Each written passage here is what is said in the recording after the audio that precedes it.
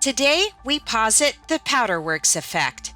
In our first custom coder interview in over a year, be prepared to learn something new about yourself and your business through the eyes of another custom coder. It's always refreshing to hear another person's story to get you inspired, but we're not talking about Maui Powderworks. We're talking to Matthew Jones, owner of Powderworks out of Dallas Fort Worth, who shares his story over the past couple of years. Catch up with us when we cover topics on how he's troubleshooted struggles, faced industry problems, and prepared for the unthinkable. Get ready to level up your powder coder game.